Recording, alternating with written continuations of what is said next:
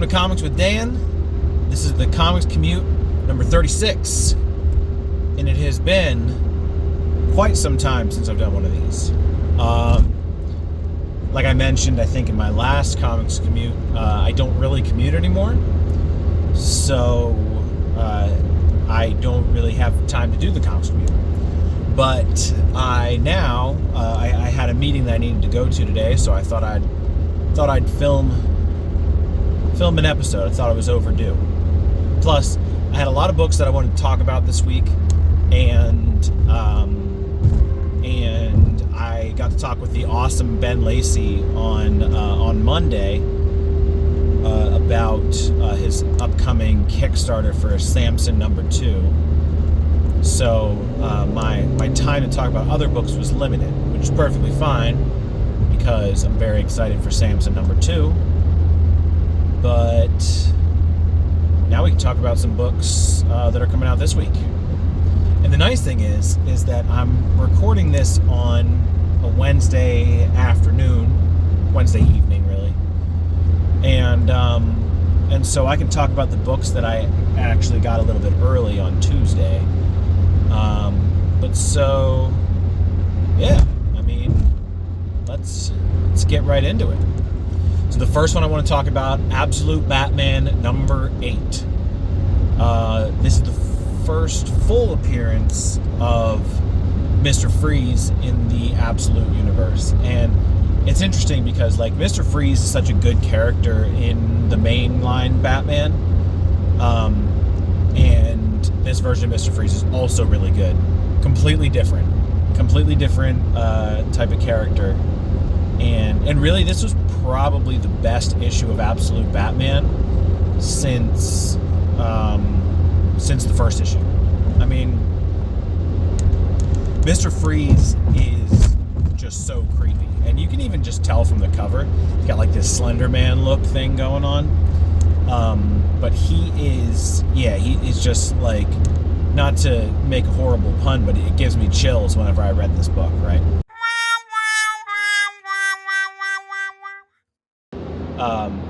I mean, it humanizes Bruce a little bit, which I think that, interestingly enough, even though Bruce is just massive and like so disproportionate to what a real human being looks like in Absolute Batman, still, I think that Scott Snyder does a good job of like bringing him back down to earth. And so I'm thinking that's probably more of what Scott Snyder meant when he was talking about working class Batman. Just like not unattainable, impossible to relate to billionaire Batman is, I think, the main difference. But yeah, I mean, we get some more story revolving around Batman and his friends. A little bit of something with Waylon Jones at the end, so keep your eyes out for that. And the Mr. Freeze stuff, just, I mean, it's not the last we'll see of him, for sure. And he's just a creep. And then we get something set up for, and it says this in the solicit, so it shouldn't be any kind of spoiler, but something about this Arc M, and I think obviously it has something to do with Joker, as we saw. I don't remember which issue it was. It might have been issue 4 or 3 or 4, somewhere around there. But yeah, so, this was a step in the right direction, I thought. Definitely something interesting. There's a little more to it than the last couple issues, I would say. Aquaman #5, that was really good. It was almost like it almost felt like a heist issue. They didn't really do a heist. They did get in. He intentionally gets captured by Dagon, and this Captain Nemo guy. Like, I swear he looks familiar. So let me know in the comments if I'm recognizing him from something and not realizing it. But I like this Captain Nemo character, right? He's got this like turban on, and he's a troublemaker, we'll call him, right? He's not gonna let the authority, the corrupt authority, get him down. And also we get a look at Dagon, which I don't think we got a look at him before. So, and I'll put up on the screen here, this is what Dagon looks like. And we see Mara for the first time since the issue started, or since the series started, rather. So yeah, this was a pretty good one. I like this one a lot. Maybe not as much as Absolute Batman. I mean, felt very much to be like a transitional issue into kind of a showdown with Dagon, but I definitely liked it. I definitely liked it for sure. Batman and Robin number 21. So, I mean, Philip Kennedy Johnson is rocking it. This is such a good Batman story. Memento is, I mean, unless someone tells me otherwise, I can't think of another villain that's quite like this, right? The whole premise, right, and if you're not reading the series, is that Memento recreates tragedies that happened years ago, right? And so, like in this particular issue, again, skip if you don't want spoilers, but he recreates this opera house tragedy, and for whatever reason, Batman's able to see the recreation. It seems like Batman's able to see the I mean, if you're reading the book, you know what I mean. It's like this red, like overlay that shows the original tragedy layered on top of what's happening in present time. And I don't understand why Batman's able to see that. And maybe it's something I missed at the beginning, or maybe it's something that's to be revealed. But either way, I really like it. Also, Batman being super vulnerable here, right? He really messed things up with Damian and basically got him kidnapped. And I don't know how to pronounce her last name. It's Lauren, like Lautrec or something like that, I think. And she lets him have it. And he's like, yeah, I know it's my fault. And it's great to see, because I think a lot of times, like, everyone wants Batman to be super manly and super tough, but I think it's important, like from a cultural perspective, to show men asking for help and not making it so that, oh, a man asking for help is something that's not manly, you know? I think that masculinity is something that's important for men to retain, but I do think, and I will admit that, like, toxic masculinity is something that gets overused, the term, right? Everything that's remotely masculine becomes toxic masculinity, but asking for help shouldn't be considered toxic, or rather, asking for help should be something that is considered masculine still. And so we see Batman do that in this case, and I think that's such a great step in the right direction for Batman's character development. I mean, there are plenty of times where Batman begrudgingly accepts help throughout the various books, but he very rarely asks for help and says, like, I know I messed up, I need help. So really great writing, really a great issue. I hope that PKJ writes on Batman and Robin for like another 10 issues or more. I'd like to keep that going. That'd be great. But he's crushing it. He told me when I met him at Baltimore Comic Con, he told me that he's going to write Batman and Robin like he's never going to get to write another Batman story again. And I think that's such a cool way to approach it, because you know he's going to go out, you know, put everything he has out on the page. Javi Fernandez, fantastic art, gorgeous. Just a great book overall. Loved it. Space Ghost number 12. So my shop was delayed in getting the Dynamite books this week, but thankfully I am one of what David Pepose calls his press pals. So I got a digital copy of Space Ghost number 12 to read ahead of time, and it was such a great ending to this first arc, right? And but it's one of those ones where, you know, like, you know it's not over, and you're like, I'm glad that it's not over, right? I don't feel like it lacks a conclusion, but I feel like it wrapped things enough to bridge the gap between now and I guess July is when Space Ghost #1 comes out. So, or I'll call, as I said on my live stream on Monday, I'm going to call it Space Ghost #1 Legacy 13. I'm going to start going legacy numbering on Space Ghost.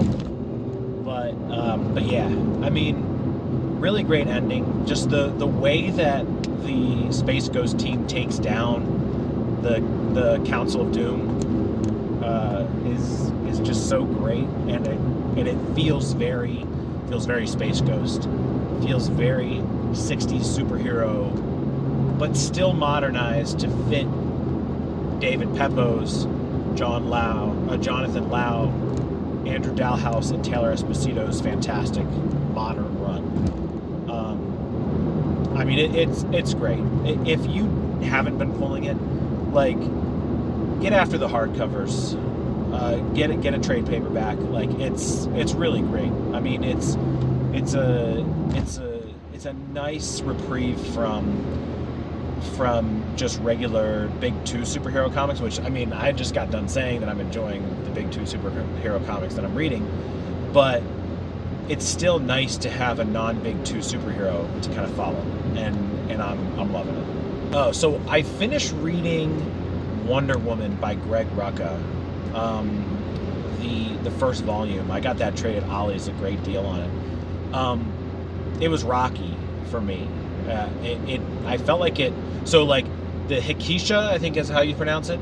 That, like, graphic novel, like, one-shot story was incredible. Like, if it was just that, this would probably be like a 4.5, almost 5-star book, because I love that one.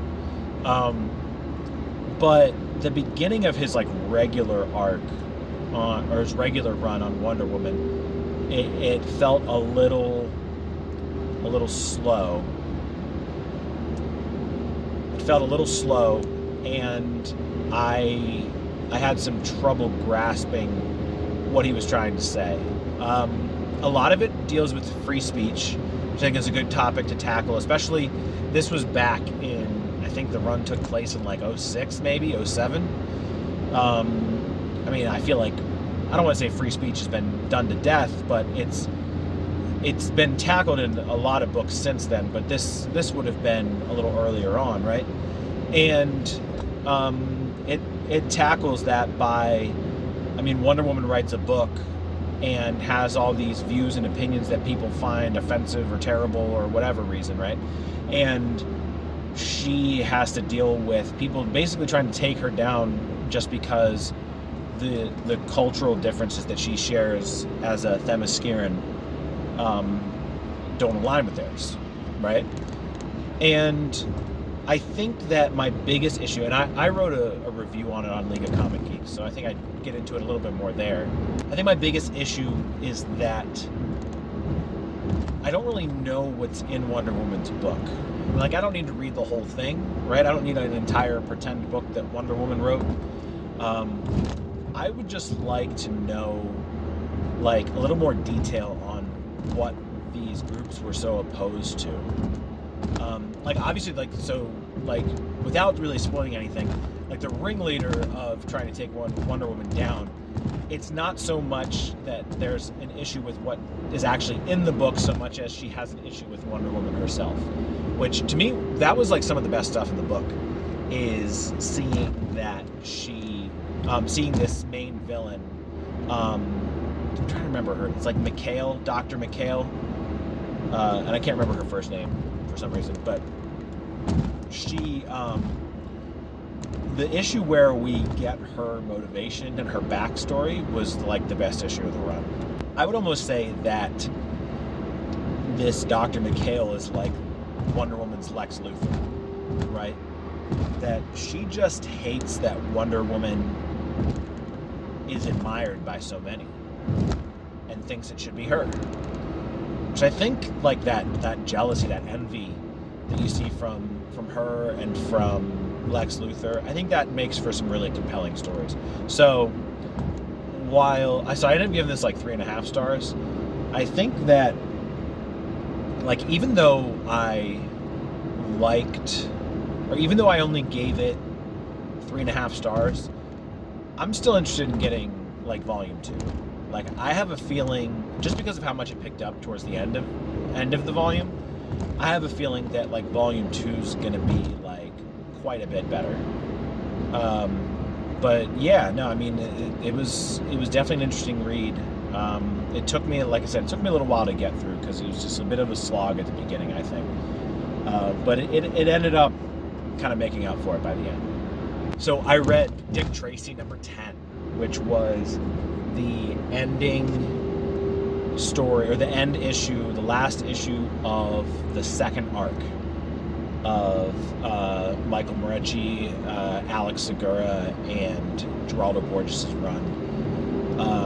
And like I said, I think I said this on Monday on my stream, but like, after No One and after Dick Tracy, I feel like I just need to pick up whatever books Geraldo Borges does and just roll with those. I mean, I'm 2 for 2 so far on his books. I've loved both No One and Dick Tracy. So maybe it's just him. I don't know. It's hard to say. But yeah, I mean, this was a really good ending to the arc. Just because it was so well written. Like, the dialogue was just, it was somber, and it really made you feel like you knew the stakes of what was going on, like you were like a part of it. And it does reveal, like, the cover says "the blank revealed," which a lot of times is a lie. So if you're new to comics and you're wondering, like, you know, oh, something's revealed in this issue based on the cover, but then it didn't happen, it's like, that happens all the time. Okay, so it's super frustrating. I hate it. That's not what happens here. All right, we get the blank revealed. I'm not going to say who it is, but I liked it. I liked it a lot, and I'm now going to go back and read issues 6 through 10 straightforward to see if I really should have missed it. Because I went back, and after reading issue 10, I went back to the beginning of issue 10 and was like, should I have noticed this? And I should have seen it based on issue 10. But that makes me wonder, were there like little seeds of it planted throughout the arc? And but it was so good. I gave it 5 stars. I mean, this story has been so good, and I don't have any like nostalgia for Dick Tracy. I've never read a Dick Tracy book in my life. This is the first time I've ever read it, and it's so good. I loved it.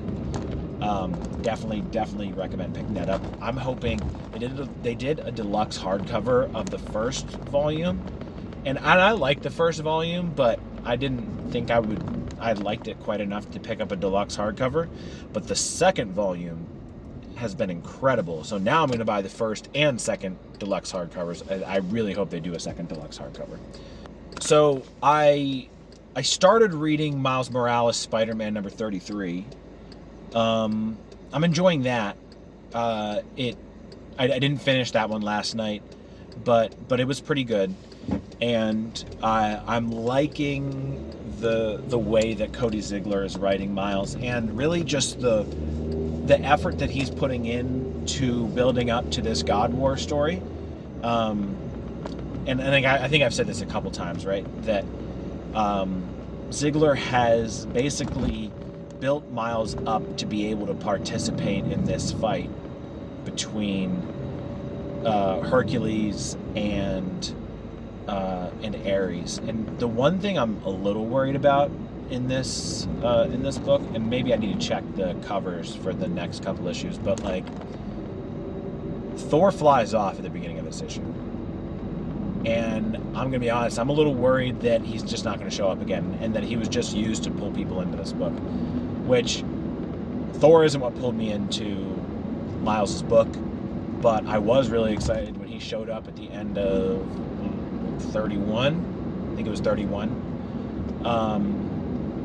But gonna be pretty bummed if that's all it was like a red herring. So hopefully he shows up again, soon.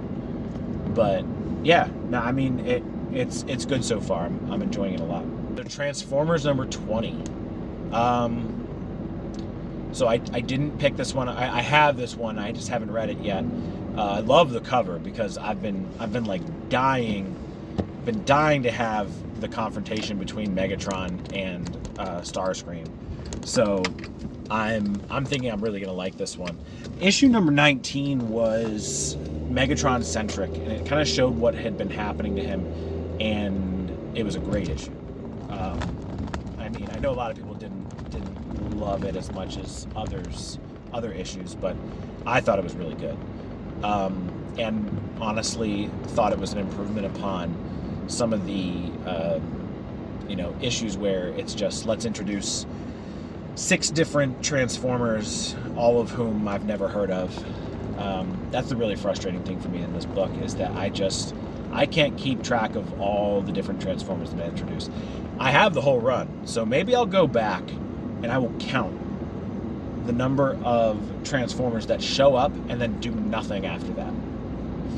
And I shouldn't even say do nothing, but do almost nothing to advance the story, right? I mean, it feels like the only Autobot that really helps or really plays a big part in the plot is Optimus Prime. I mean, and you argue he's the main character, but still, it feels like a bit much, and it doesn't feel very new reader friendly, and like it's the start of a new universe, right? And so I don't know. I loved, for a while, Transformers was the best book out there, even despite that, just because Daniel Warren Johnson was just writing the heck out of it. But I think it could do with some improvement at this point. But that being said, really love the Energon universe. I think the Energon universe as a whole is going so well. I love how they're intertwining, but not to the point where I have to be like, okay, I'm reading Void Rivals. What happened in G.I. Joe? Okay, what happened in Transformers? But like they connect to a certain extent. Like what happens in each one matters in the other, especially with G.I. Joe. It feels like what's going on in Transformers is going to explode into G.I. Joe like any second now. And I'm just hyped for when it happens. But yeah, that's everything that I had to talk about today. I'm really excited to be able to do this again. These are like my favorite videos to record, because I literally just get to talk for like 20 minutes straight on comics and like not even worry about it. It's great. I think that, like, I know I don't get a ton of views on these, but I appreciate every single view I get on the Comics Commute videos, because like I said, they're my favorite to make. So I have the most fun making these ones. But yeah, that's everything. So make sure you like the video, make sure that you subscribe, check out my other videos here, and thank you so much for watching.